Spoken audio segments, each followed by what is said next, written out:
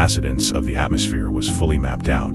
The transition from exploration to obfuscation became the primary objective of the Council on Foreign Relations and the Department of Defense. The military-industrial complex, specifically Lockheed and Boeing, utilized data from Operations High Jump and Fishbowl to calculate the precise volume and resonant frequency of the Earth's pressurized container. With the structural limits confirmed, agencies like the CAA and the newly formed NASA dismantled the public's understanding of atmospheric electricity to prevent the unauthorized harvesting of free energy. The establishment of NASA in 1958, under the guidance of T. Keith Glennon and Werner von Braun, served as the central pillar of institutionalizing the narrative of an infinite vacuum. By promoting this void, these actors framed the 100 V per meter vertical electrical gradient as a scientific curiosity rather than a source of limitless power for the population. The Antarctic Treaty was ratified in 1959 by 12 sovereign nations to legally cordon off the physical edge of the capacitor,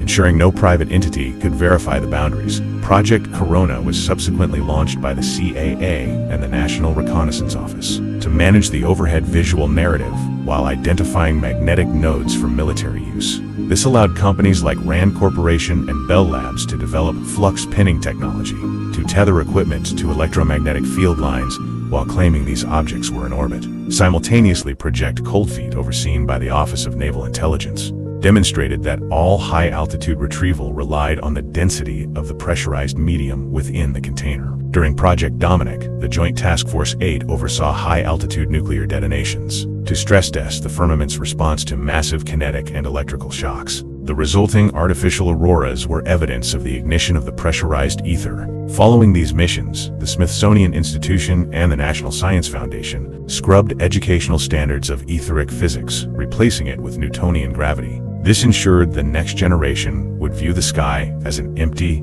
unreachable vacuum managed by centralized agencies rather than a massive energy-producing capacitor. The satellite cover story finalized the deception by attributing the behavior of flux spin technology to the impossible physics of a perpetual fall at 17,500 miles per hour. Through this sequence, the geometry of the world was hidden behind theoretical abstractions, managed by the International Monetary Fund and the Bank for International Settlements. The result was a population locked into a metered energy grid, controlled by utility monopolies like JP Morgan's General Electric and Rockefeller's Standard Oil interests. This coordinated effort turned a world of infinite potential into a managed circuit where humanity exists as a dependent within a closed